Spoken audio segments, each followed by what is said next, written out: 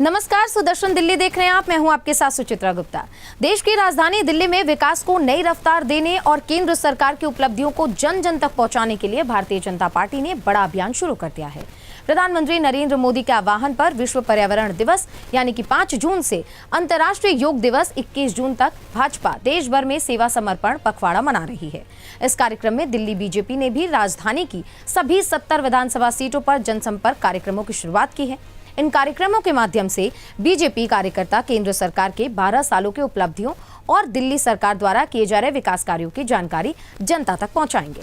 Party का साफ कहना है कि ये केवल राजनीतिक कार्यक्रम नहीं बल्कि जनता के साथ संवाद स्थापित करने और विकास कार्यों का रिपोर्ट कार्ड प्रस्तुत करने का एक अभियान भी होगा। इस कड़ी में मुख्यमंत्री रेखा गुप्ता ने करावल नगर विधानसभा क्षेत्र में विकास कार्यों की समीक्षा करते हुए कई महत्वपूर्ण घोषणाएं भी की हैं। इधर मुख्यमंत्री ने ये बात स्पष्ट कर दिया है कि दिल्ली सरकार का उद्देश्य केवल वादे करना नहीं है बल्कि धरातल पर परिणाम देना है। उन्होंने ये भी कहा है कि सरकार दिल्ली वासियों के जीवन स्तर को बेहतर बनाने के लिए लगातार काम कर रही है और बुनियादी सुविधाओं को मजबूत करने पर भी विशेष ध्यान दिया जा रहा है। मुख्यमंत्री रेखा गुप्ता ने यह भी बताया है कि करावल नगर क्षेत्र में सीवर नेटवर्क के विस्तार, जल निकासी व्यवस्था को सुदृढ़ करने और नागरिक सुविधाओं को बेहतर बनाने के लिए बड़े पैमाने पर विकास कार्य शुरू किए जा रहे हैं।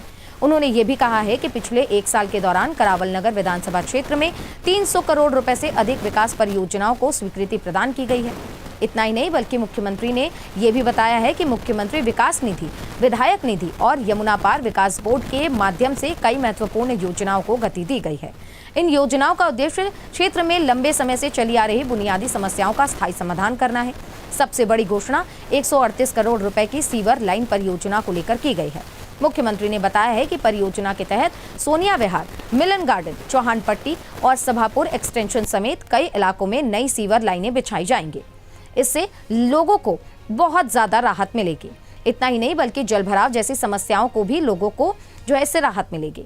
इसके अलावा सरकार ने पुरानी जलापूर्ति लाइनों को बदलने का भी फैसला किया है। पुराने और जर्जर पाइपलाइन नेटवर्क को आधुनिक प्रणाली से जोड़ा जाएगा ताकि लोगों को स्वच्छ नियमित पेयजल मिल सके। साथ ही पुराने सीवरों की मशीनों के माध्यम से सफाई की जाएगी ताकि कार्य क्षमता उसकी बढ़ाई जा सके। इधर बीजेपी का कहना है कि प्रधानमंत्री नरेंद्र मोदी के नेतृत्व में देश ने पिछले 12 सालों में खूब विकास किया है। सुशासन और जन कल्याण के कई ऐसे फैसले लिए गए हैं और ये देश के लिए ऐतिहासिक उपलब्धि भी है।